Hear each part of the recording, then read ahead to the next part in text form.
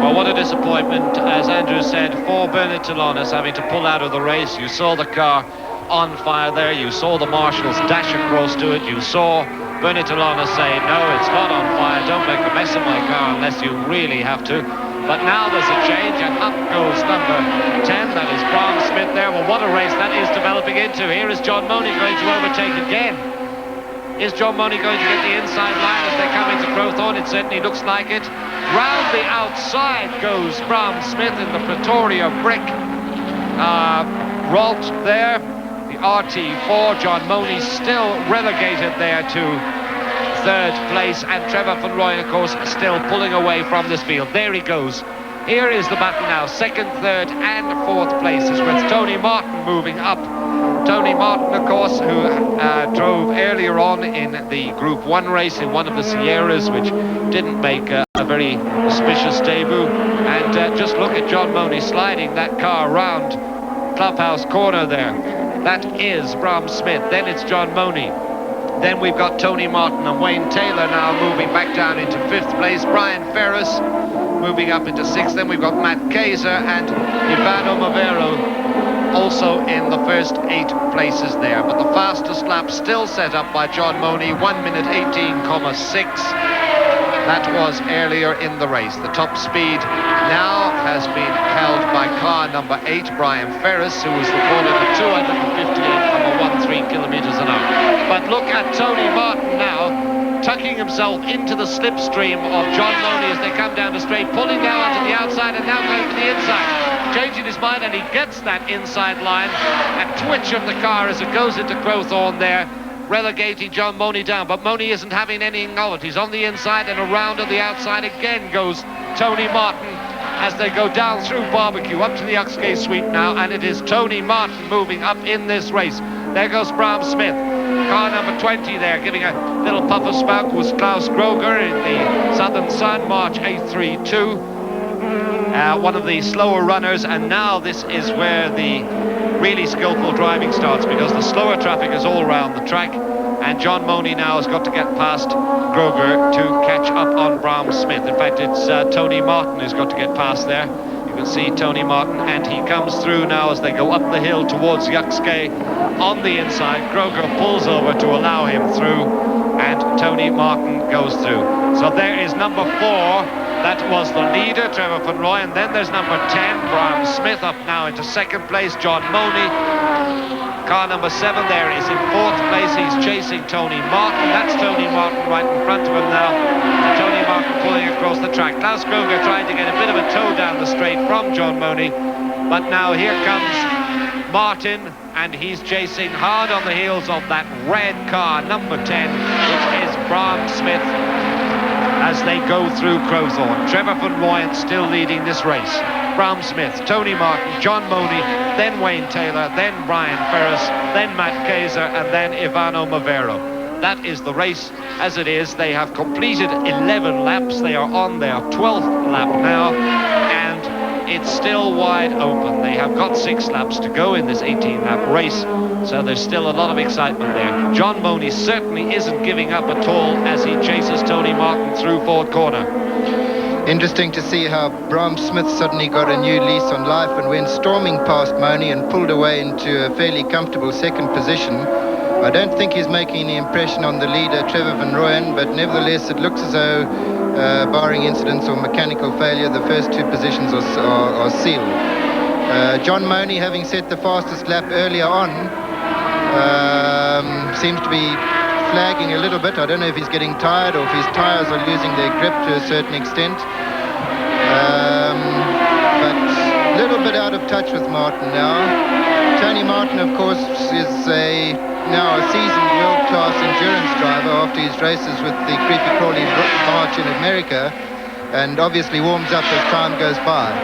You probably caught a glimpse of a car parked on the side of the track there. That was in fact number 56, Michele Peter, in the March 77B, who was given the black flag as he came across the start-finish line. I couldn't see anything particularly wrong with the car, but he did pull off at the bottom of the straight there going into Growthorne, having been given the black flag, which of course indicates that he must stop as soon as possible and pull out of the race. That's on the orders, one assumes, of the clerk of the course, maybe for an infringement, maybe for something dangerously wrong with his car. One hardly knows. Yeah, the good point about the incident is that it doesn't appear to have been dropping oil, otherwise we would have seen marshals waving oil flags around the circuit. So he hasn't damaged the surface of the circuit for those left racing. Back to that third and fourth place battle, no longer a battle really, because Tony Martin has pulled out a comfortable cushion on John Moni.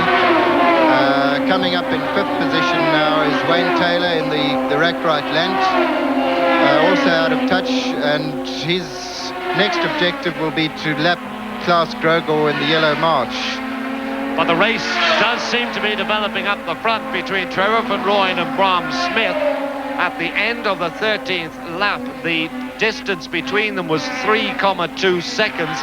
It certainly is not that now. There is Trevor van Rooyen. There is the red car driven by Braam Smith in second position.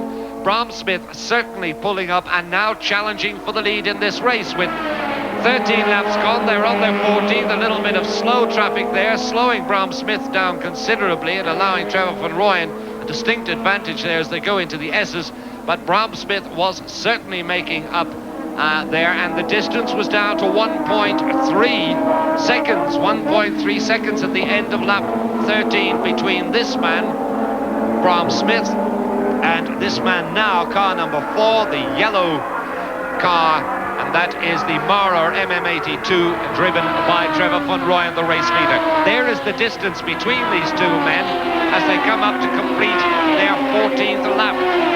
End of 14th lap, and is Braam Smith going to be able to make any sort of challenge within the next 4 laps? They've got 17 kilometers of this circuit to drive through Crowthorne Corner. There's Van Rooyen, there is Smith. The third place man, Tony Martin, just coming into your picture there in the background, chasing one of the tail enders.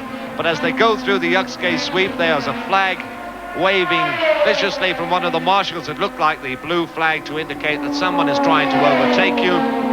As into sunset comes Van Rooyen, then into sunset comes Braam Smith. Now into Clubhouse. There's the distance between these two men, 1.3 seconds. Ooh, and Braam Smith very, very nearly lost it there coming out of Clubhouse. All over the road into the country he went. But it doesn't seem to have slowed him down too much. Let's wait and see now as they come out of Leopold Corner what the distance is between these two men. That certainly will have slowed Smith down a bit, but not too much at all. He's still there and he's still challenging. We have a few hundred meters to go now as they come through the kink here, up to the start and finish line now, and they complete their 15th lap there. 3 laps to go, and that is the distance between these two drivers. Down towards Growthorne now. Into Growthorne goes Van Rooyen, then Braam Smith, and you saw Tony Martin, who's nearly 5 seconds behind the race leader at the moment, moving up into third position and cutting that down indeed. 4.9 seconds. Braam Smith 1.5 seconds behind Trevor van Rooyen. Those are the two race leaders. Pity that the tail enders have to mess up the lead for the battle for the front, but that's the way it is. The guy being lapped there a lap or two ago should have watched his mirrors more closely. However, Braam is back within striking distance of Trevor van Rooyen now. We'll see whether he's close enough down the straight this time to make use of the slipstream generated by Trevor's car, in which case there could be he could challenge for the lead under braking at Crowthorne at the end of the straight. He's poised there fairly nicely to be in the so-called toe down the straight this time, and that makes all the difference. The car in front obviously parts the air, and there's far less air resistance for the car behind to have to go through, and they close up tremendously in the slipstream, which appears to be happening now. Trevor knows the situation. He's weaving from side to side, keeps on the right-hand side of the circuit to close the gate in case... Oh, Braam's gone by on the outside. Much faster engine by the look of it, aided by the slipstream. A bit of a bang there. Trevor's through on the inside. It looked as if Braam's rear wheel touched Trevor's front wheel lightly there, but Braam is right there. He's all over the back of Trevor's car. darting from side to side, and I think that he has the superior speed necessary to pull this off this afternoon. Trevor doesn't like being passed. He's going to keep the gate shut as far as possible without being downright bad-mannered. But I think that Braam Smith is a determined young tiger, and we may see a change yet again in the lead in this race this afternoon. Well, if he's going to do it, he's got a lap and a half to do it in, because they are on their 17th lap now as they go through the S's for the second last time, up the hill now towards the double bend with its opposite camber of Leeuwkop. A very important bend on the course, and now into the straight, and this will be Braam Smith's last chance, I suspect, to overtake Trevor van Rooyen as they come through the kink, down now across the start-finish line. The 17th lap is completed. They are on their last lap, and I do not think that Braam Smith is going to get close enough, but he's pulling out now. He's going to try and get around to the outside. Not at all. Trevor van Rooyen closes that door once again, forces Braam Smith to brake as they come into Crowthorne, but it still allows Braam Smith to close up as they come into Barbecue now. That is the distance between them, 4/10ths of a second between these two as they cross the start-finish line that last time. Still very, very tight, and Braam Smith is right in there. They are on their last lap now. This is Sunset for the last time. This is Clubhouse for the last time. Trevor van Rooyen holding on to that.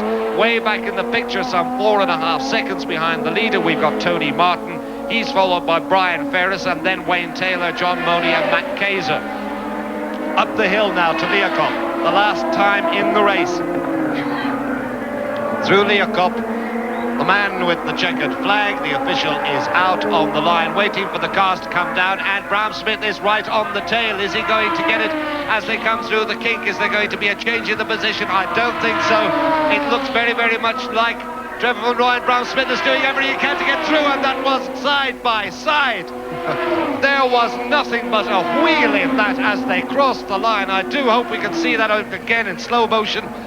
It was absolutely incredible. I think Trevor van Rooyen just made it there. Both of them are waving their hand in glee, but we'll wait for the official timekeepers to see what happened there. Down they go. Well, there they are as they come to the line. You can see Braam Smith pulling out. Here comes the line coming up now, and it was indeed Trevor van Rooyen by half a car's length as they went across there. Well, I think without a doubt that is probably one of the best Formula Atlantic races that we have seen here in a long time.